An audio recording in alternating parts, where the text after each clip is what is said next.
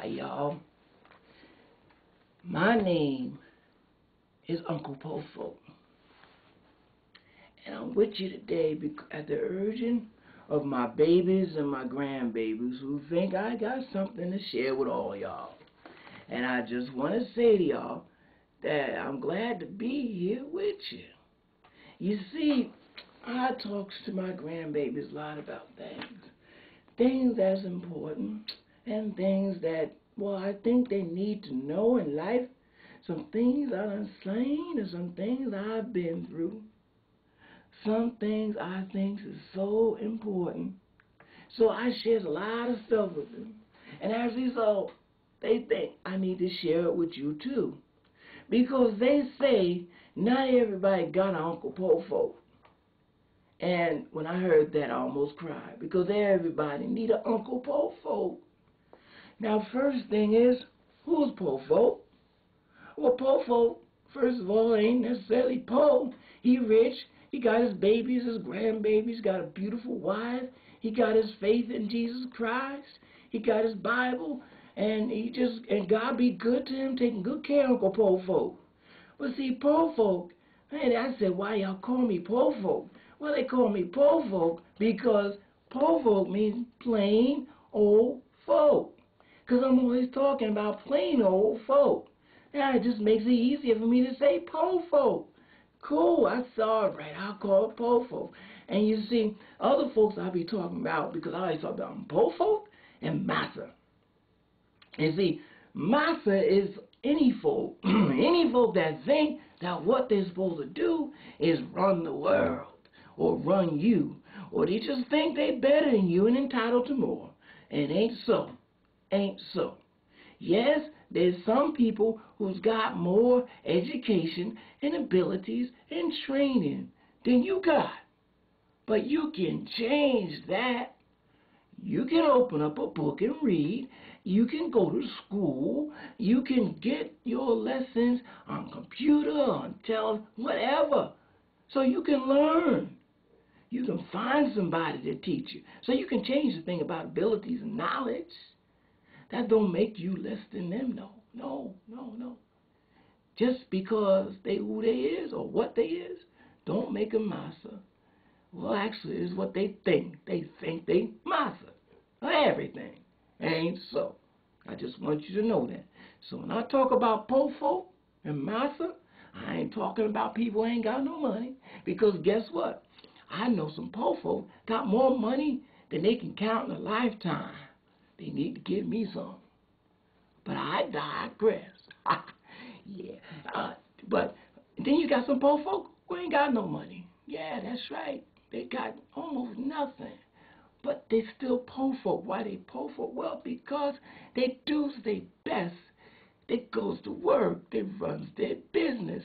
They takes care of their babies. They takes care of their families, their mamas, even papas and stuff. You know, and they be looking out. They just do the right thing. They go to church. Well, not all of them go to church, but they should. They really should. They should go to church and learn about the Bible and about Jesus Christ. But that's something we'll talk about a little down the line. It's important. But Uncle Po folk, just plain old folk, and that's what we talk about, po folk and massa. All right, I just got a couple more minutes, they said, because they said you don't, I told them anyway, that you don't want to spend a lot of time listening to me, and plus Uncle Po will get tired really easy about now. So you just listen just for a minute. I want to tell you some things, and I just give you something else to think about. Well, I want to tell you about what I calls, you know, folks that looks like me. I calls them black, because I like that was powerful word, black, black, black. Black makes you think of something powerful, strong, something that can't be penetrated except with light and truth. That's right. So I like the word black, but the other word I use is called American African. Why do I use that? Well, when I was in school, and let me tell you, folks, I had a real good teacher. Yeah, when I was in the eighth grade, I had a teacher, and her name was Barbara Beckford. Barbara Beckford. And later, I think she became Barbara Beckford Coleman. I think that's what she got. But anyway, she was bad. That was one bad black woman. That's right. She told Pofo, she said, boy, you smart. You smart. But let me tell you something. You stupid. Because you're going to have to be just as, I'm sorry, no, she didn't say that. She said you got to be twice, 2 times as good as the massa folk just to get half of the consideration. That's what she said, and she was right. Because they look at poor folk, they see his skin, and they think he don't know nothing. And that's what they assume. They're always trying to teach Uncle Poor Folk something. And Uncle Poor Folk got to let them know sometimes, boy, sit down. You old enough, young enough to be my baby, my grandbaby, in fact. Why are you trying to teach Uncle Poor Folk something? You sit down and learn from Uncle Poor Folk. Now, Uncle Poor Folk learns from everybody. But he ain't going to let nobody try to treat him different because he look darker. That's it. Uncle Poor Folk proud of what he is. Proud to be American African. Why do I say American African? Yes, I turns it around for one reason and one reason only. And it's simply because of this. That when you say African American, you're trying to say I's less American than you are. I's African American as opposed to white or European American. No, you see, my family been here at least about 200 years. How long your family been here? And so therefore, I knows that I'm just as much American as anybody else. In fact, probably more. But I know this, that when you put one word in front of the other, it changes that word, the second word. So I put the first word in, because the most important word is the second word. As African, that's been changed in my Africanism by the fact that I was American. And that puts them both in place. This is, I'm American, born in America, but I am by blood, I was African. That's right, and I'm proud of it.